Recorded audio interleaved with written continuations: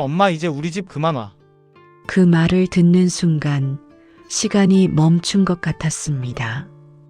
아들 집 거실 소파에 앉아 있던 저는 그냥 그 자리에 굳어버렸어요. 방금 뭐라고 했지? 내가 잘못 들은 건가? 머릿속이 하얘졌습니다.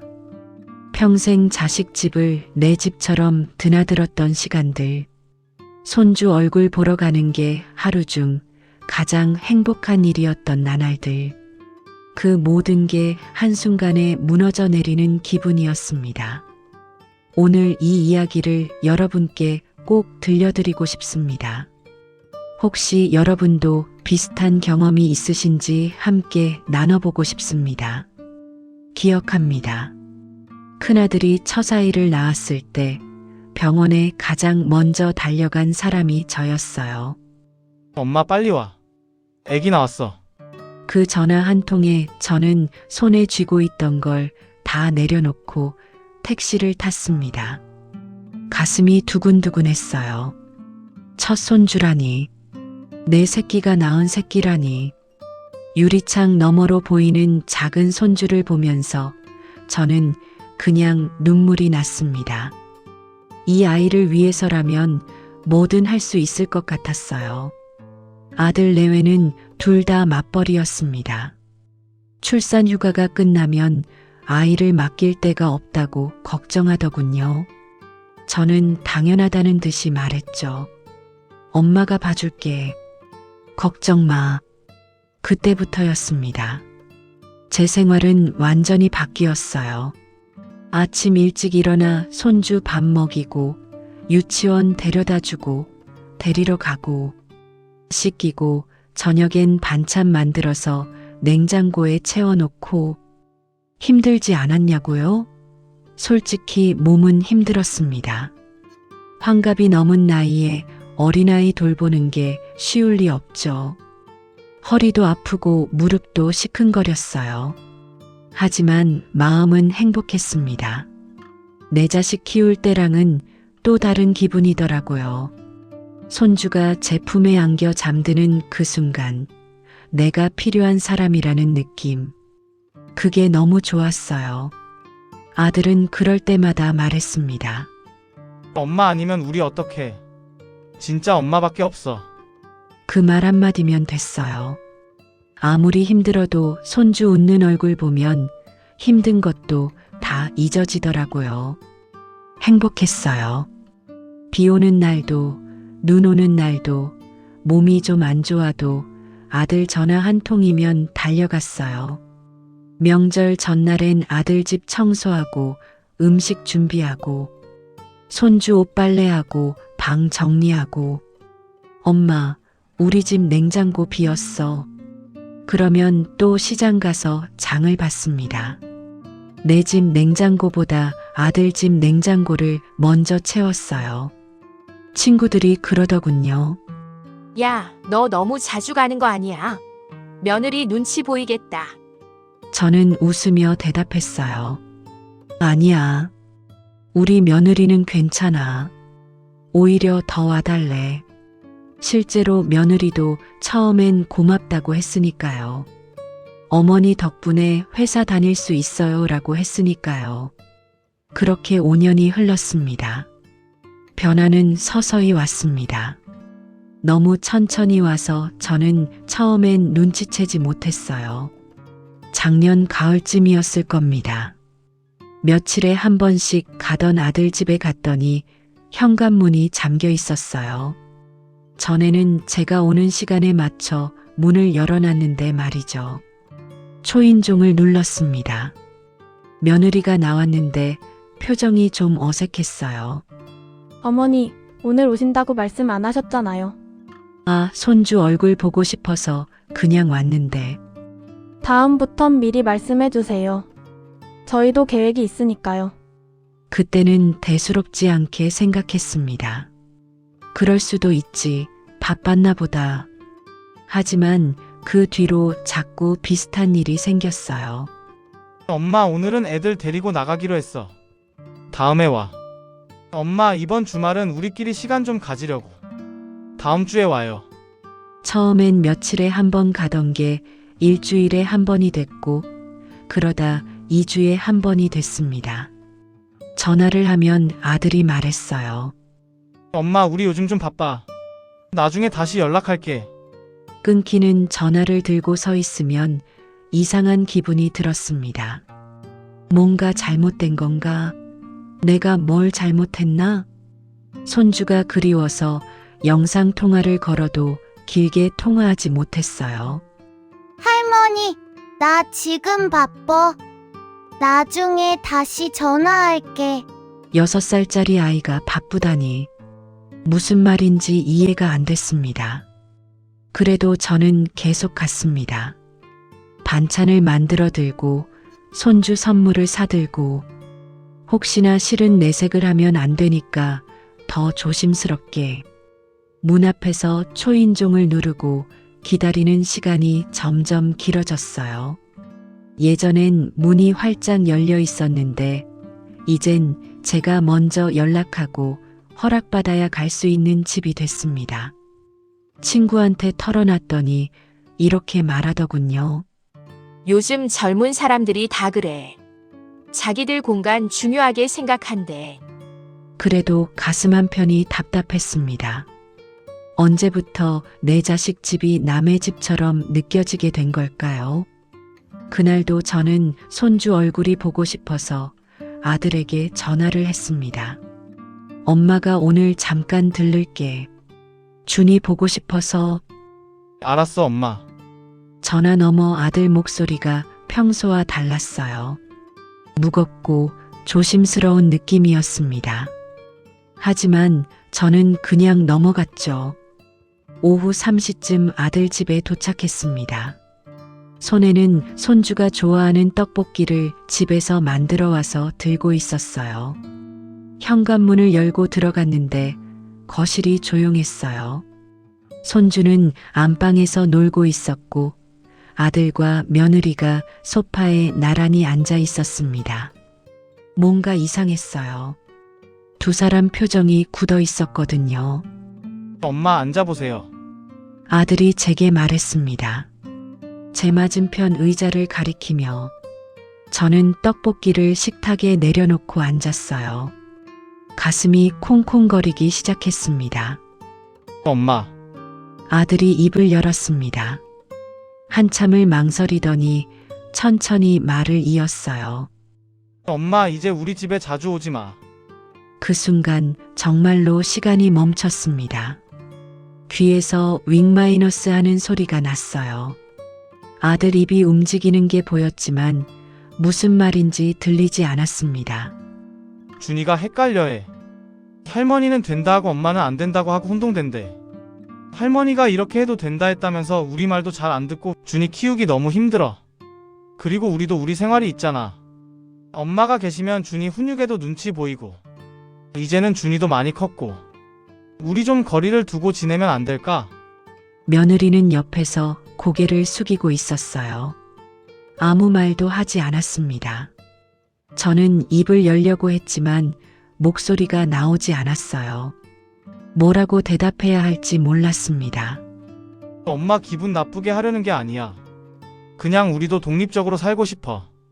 엄마도 엄마 인생 사시고 명절이나 특별한 날에만 보면 안 될까? 독립적으로 그 단어가 머릿속에서 맴돌았습니다. 5년 동안 매일같이 이 집을 드나들며 손주를 키웠는데 새벽부터 일어나 밥 해주고 아픈 손주 병원 데려가고 한밤중에 전화 오면 달려왔는데 그게 다 독립을 방해한 거였나요? 알았어. 제 목소리는 떨렸습니다. 아들 얼굴을 똑바로 볼 수가 없었어요. 엄마가 미안하구나. 너무 자주 온 것 같네. 아니야, 엄마. 그게 아니라 아니야, 괜찮아. 엄마가 철없었어. 저는 일어났습니다. 가방을 들고 현관으로 향했어요. 엄마 떡볶이는 너희가 먹어. 준이 좋아하잖아. 신발을 신는데 손이 떨렸습니다. 신발끈을 매는 게 이렇게 어려웠나 싶을 정도로 뒤에서 손주 목소리가 들렸어요. 할머니, 어디가? 할머니 집에 가야 해. 다음에 보자. 싫어. 할머니랑 놀고 싶은데. 아들이 손주를 안고 들어가는 소리가 들렸습니다. 저는 그냥 문을 열고 나왔어요. 복도를 걸어 나오는데 눈물이 났습니다. 참으려고 했지만 자꾸 흘러내렸어요. 엘리베이터 안에서 거울에 비친 제 얼굴을 봤습니다. 늙은 엄마의 얼굴. 이제는 자식 집에도 환영받지 못하는 사람. 버스를 탔습니다. 집까지 40분 거리. 창밖을 보는데 아무것도 보이지 않았어요. 눈물이 계속 나서 제대로 볼 수가 없었습니다. 옆자리에 젊은 엄마가 아기를 안고 앉아 있었어요. 아기를 내려다보며 웃고 있는 그 모습이 예전의 저 같았습니다. 저도 그랬어요. 아들을 키울 때 세상에서 제일 행복했습니다. 이 아이를 위해서라면 뭐든 할 수 있다고 생각했죠. 그런데 이렇게 될 줄은 몰랐습니다. 평생 자식을 위해 살았는데 결국 자식 집 문 앞에서 쫓겨나는 날이 올 줄은. 버스에서 내려 집으로 걸어가는데 다리에 힘이 없었어요. 집 앞 계단이 이렇게 높았나 싶을 정도로 올라가기 힘들었습니다. 열쇠로 문을 열고 들어갔어요. 텅 빈 집. 거실 불을 켜니 조용한 공간만 남아 있었습니다. 손주 웃음소리도 아들 목소리도 없는 집. 소파에 앉았습니다. 가방을 내려놓는데 뭔가 만져졌어요. 손주 장난감이었습니다. 지난주에 손주가 저희 집에 왔을 때 놓고 간 작은 자동차. 다음에 줘야지 하고 가방에 넣어뒀던 거였어요. 손바닥만 한 빨간 자동차를 들고 한참을 바라봤습니다. 이제 이걸 언제 돌려줄 수 있을까요? 명절이나 특별한 날에만 보자던 아들 말이 떠올랐어요. 그럼 다음에 보는 게 언제죠? 설날? 추석? 그때까지 손주 얼굴을 못 보는 건가요? 가슴이 무너져 내렸습니다. 소파에 그대로 주저앉아 울었어요.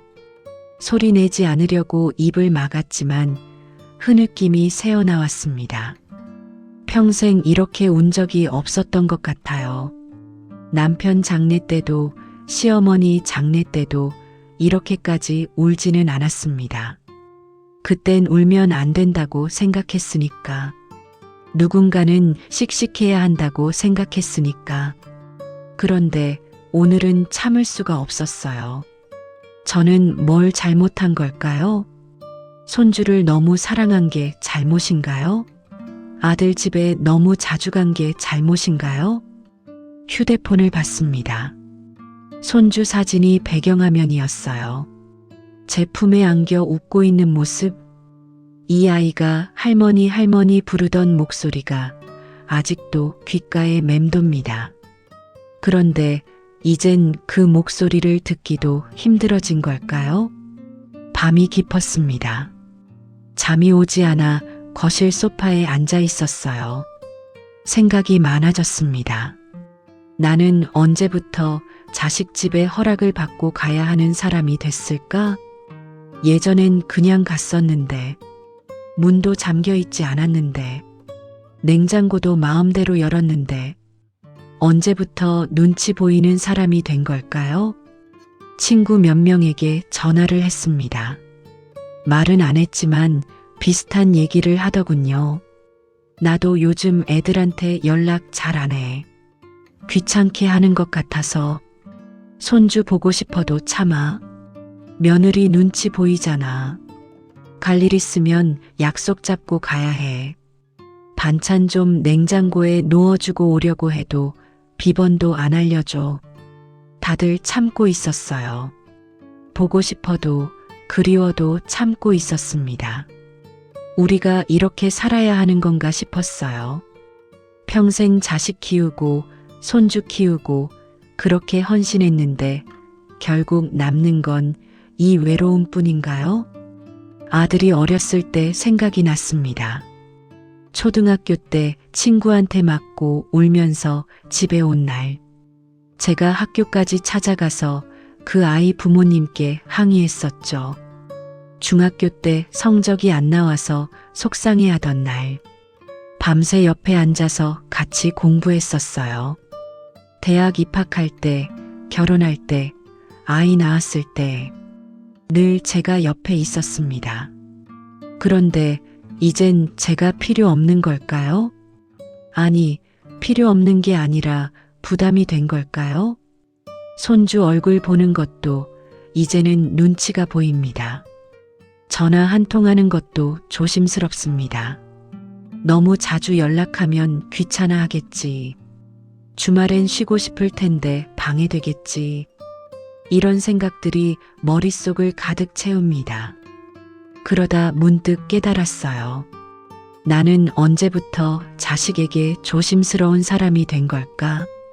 엄마로서가 아니라 그냥 왔다 갔다 하는 어르신 정도로 취급받는 것 같은 이 기분. 가슴이 답답했습니다. 다음 날 아침 아들한테서 문자가 왔어요. 엄마 어제 기분 상하셨죠? 미안해요. 그래도 이해해 주세요. 저는 한참을 그 문자를 보다가 답장을 보냈습니다. 괜찮아. 엄마가 철없었어. 너희 생활 방해하지 않을게. 보내고 나니 또 눈물이 났어요. 이게 맞는 걸까요? 이렇게 물러나는 게 정말 맞는 걸까요? 하지만 어쩔 수 없습니다. 자식이 원하는 거니까요. 요즘 젊은 세대는 다르다고들 하더군요. 부모와 거리를 두는 게 건강한 관계래요. 그게 맞는지는 모르겠지만 자식이 그렇게 원한다면 따라야겠죠. 이제 저도 제 인생을 살아야 할 때인가 봅니다. 손주 얼굴 보는 것만 기다리며 사는 게 아니라 제가 하고 싶은 것들을 찾아야 할 때 쉽지는 않을 것 같아요. 평생 자식과 손주 중심으로 살았는데 갑자기 혼자가 되는 기분이니까요. 그래도 해봐야겠죠. 어제 손주가 놓고 간 장난감은 상자에 담아뒀습니다. 언젠가 다시 볼 날이 오겠죠. 그때 돌려줘야겠어요. 여러분께 묻고 싶습니다. 여러분도 혹시 비슷한 경험이 있으신가요? 자식 집을 찾아가는 것도 이제는 조심해야 하는 걸까요? 손주 얼굴 보고 싶다는 것도 부담이 되는 걸까요? 요즘 젊은 세대와 우리 세대의 생각 차이는 이렇게 큰 걸까요? 혹시 여러분이라면 이런 상황에서 어떻게 하시겠습니까? 댓글로 여러분의 이야기를 들려주세요. 저 혼자만 이런 마음인지 아니면 많은 분들이 비슷한 아픔을 겪고 계신지 알고 싶습니다. 함께 이야기 나눠봐요.